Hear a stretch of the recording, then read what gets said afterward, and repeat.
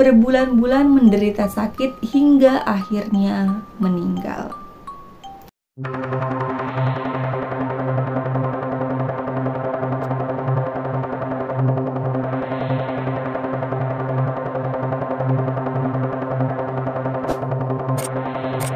Hai guys, assalamualaikum. Terima kasih udah mampir di channel aku. Seperti biasa, aku akan membahas atau menceritakan kisah-kisah horor nyata dan kejadian-kejadian mistis yang dialami oleh sobat horor kita. Gak kerasa ya guys, udah episode 33 aja. Nah, buat kalian yang belum nonton video aku dari episode 1 sampai dengan episode sekarang, kalian bisa cari di playlist judulnya Kisah-Kisah Nyata. Aku juga ngucapin terima kasih buat kalian yang selalu setia nongkrongin channel aku. Jangan lupa juga untuk selalu support channel aku supaya aku makin semangat lagi membawakan kisah-kisah horor untuk kalian. Kalau episode kemarin kita membahas tentang cerita mistis Bu Lastri soal sekte yang dianut oleh kedua orang tuanya. Kali ini aku bakalan menceritakan kisah mistis yang dialami oleh Vera beserta keluarga besarnya.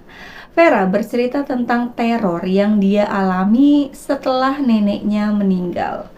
Sebenarnya dibilang serem banget sih enggak, tapi di dalam cerita Vera ini banyak sekali pelajaran yang bisa kita petik guys.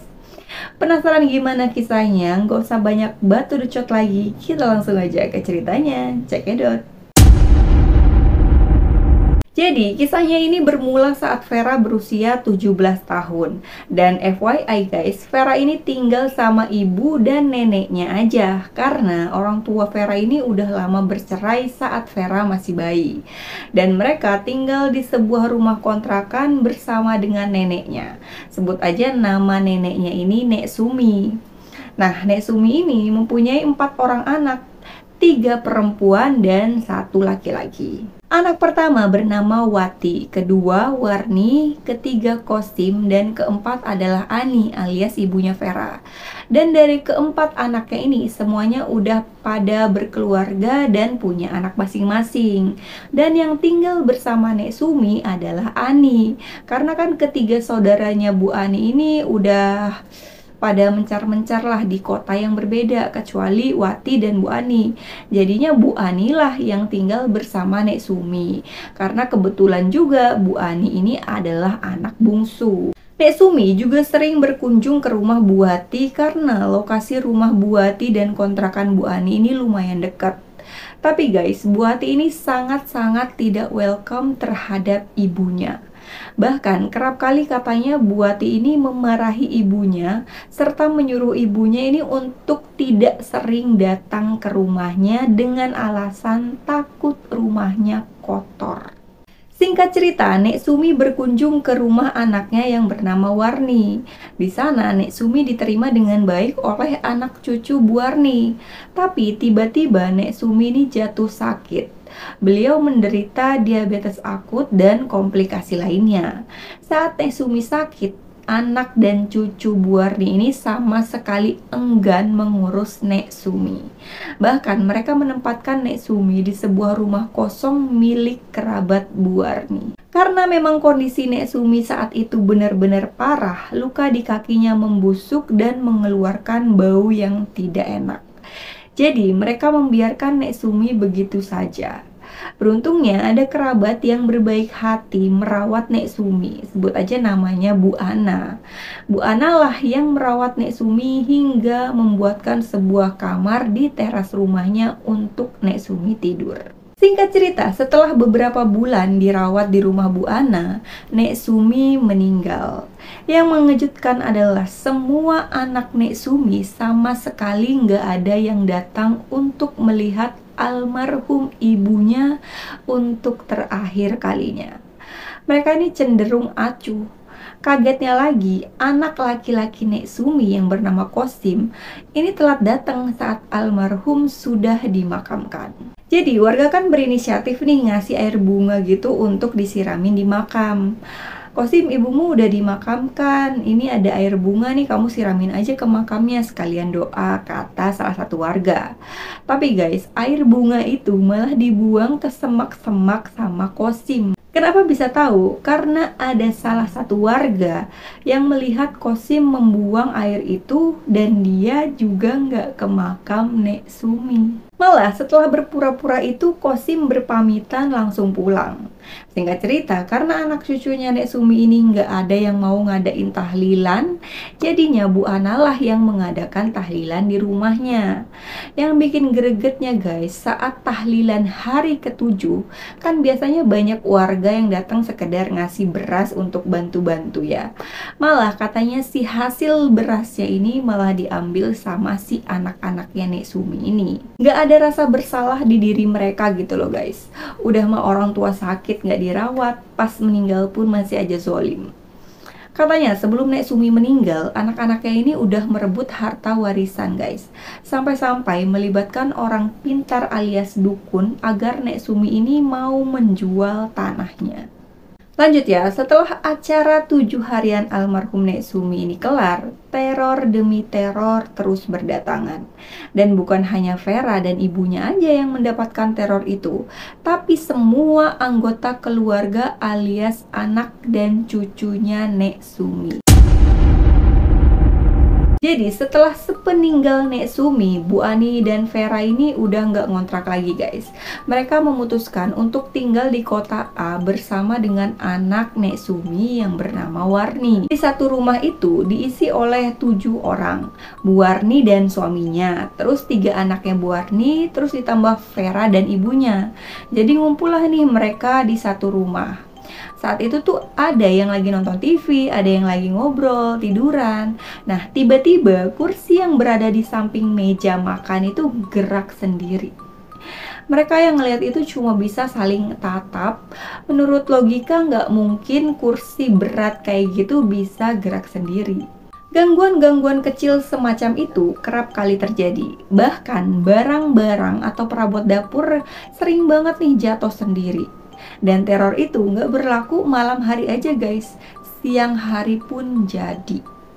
Jadi ceritanya sekitar jam 2 siang Vera ini sendirian di rumah karena anggota keluarga yang lain ini pada pergi.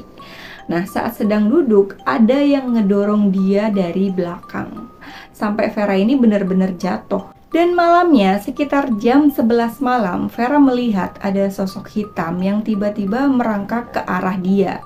Sosok itu hitam, berbulu, dan bertaring. Untungnya Vera masih bisa berteriak dan membangunkan seisi rumah. Ditanyalah nih sama Bu Warni, kenapa kamu tiba-tiba teriak gitu? Nah, Vera bercerita kalau tadi ada sosok berbulu yang mau mendekati dia. Tapi semua anggota keluarga nggak ada yang percaya. Mereka bilang, kamu halu kali, makanya kalau tidur tuh baca doa dulu, kata Bu Warni. Dah tuh kelar drama di malam itu. Hingga suatu ketika Susi, anaknya Bu Warni, kesurupan. Kesurupannya tuh cuma melotot sambil sesekali ketawa sinis. Karena udah coba disadarkan, tapi Susi ini nggak sadar-sadar, akhirnya mereka memutuskan memanggil Ustadz untuk menyadarkan Susi. Selang beberapa saat, akhirnya Susi sadar, cuma dia masih kelihatan lemes gitu guys. Jadi nggak bisa langsung ditanya-tanya. Setelah beberapa jam, barulah nih Bu Warni nanya kenapa Susi bisa kesurupan. Katanya sebelum dia kesurupan, dia ngelihat almarhum Nek Sumi ngesot ke arah dia dengan tatapan marah. Setelah itu, Susi ini nggak ingat apa-apa lagi. Nah, beberapa hari setelah kejadian itu, Pak Kosim menelepon. Kalian tahu kan Kosim? Kosim ini anak laki-lakinya Nek Sumi. Nah, Pak Kosim ini ngasih tahu kalau belakangan ini dia diteror oleh Nek Sumi. Ya, yang notabene orang yang sudah meninggal nggak mungkin kembali sih sebenarnya. Tapi itulah yang dialami Pak Kosim. Hampir setiap malam katanya dia diteror, sampai nggak bisa tidur. Suara-suara berisik dari arah dapur kayak orang lagi nyuci piring gitu loh. Tapi pas dilihat tuh nggak ada apa-apa. Nah, Pak Kosim juga selalu bermimpi didatangi sosok Nek Sumi yang selalu berkata dasar anak durhaka. Dan wujud Nek Sumi ini sama persis seperti terakhir kali dia meninggal. Gak jarang juga nih tiba-tiba rumah berbau busuk, kayak bau bangkai dan bau kotoran. Buati, anak pertama Nek Sumi, juga merasakan hal yang sama guys. Hampir setiap malam di rumahnya itu bau bangkai. Sampai-sampai Buati ini pindah dari rumah sebelumnya. Jadi rumah sebelumnya ini dijual dan beli rumah baru yang lokasinya lebih jauh lagi. Dan gak lama setelah Buati pindah, suami Buati yaitu Pak Takim sakit parah. Sakitnya ini sama persis seperti Nek Sumi. Kakinya lumpuh, luka yang membusuk, serta Pip dan Pup juga di tempat tidur. Berbulan-bulan menderita sakit hingga akhirnya meninggal. Apa yang terjadi pada Buati ini semacam karma gitu loh guys. Selama ini menelantarkan ibunya yang sakit dan sekarang dia harus merawat suaminya yang punya penyakit serupa. Dan sepeninggal suaminya, Buati ini benar-benar hancur. Usahanya bangkrut dan rumah yang ditempatinya ini terpaksa dijual. Dan Buati terpaksa ngontrak rumah di kota A bersama dengan anak-anaknya. Jadi di kota A ini ada Buati, Bu Arni, Bu Ani, dan Vera. Nah, tinggal di kota yang sama guys. Kecuali Pak Kosim. Dia udah lost contact semenjak terakhir nelpon tentang teror yang dialami. Nah, lanjut nih dengan teror yang dialami ketiga anak Nek Sumi. Lagi-lagi, Susi ini anak Bu Warni kesurupan. Nah, kali ini kesurupannya beda. Dia sempat marah-marah dan bilang, "Kalian memang anak yang tidak tahu diri. Kalian hanya ingin harta. Sekarang terima balasannya. Usaha apapun yang kalian lakukan akan sia-sia." gitu kata sosok yang merasuki Susi. Karena memang bener guys, sepeninggal Nek Sumi, semua anak-anak Nek Sumi yang tadinya jaya, tiba-tiba jatuh miskin. Benar-benar macam diuji ekonomi mereka, yang tadinya mereka foya-foya dengan uang hasil jual tanah warisan. Sekarang mereka benar-benar memulai semuanya dari awal. Jadi kesimpulannya adalah hormati dan sayangi ibu kita selama beliau masih hidup guys. Karena doa dan ridho beliaulah yang membuat kita ini sukses insya Allah dunia akhirat. Oke, itu dia sedikit cerita dari Vera. Semoga cerita Vera ini memberikan sedikit pelajaran untuk kita semua.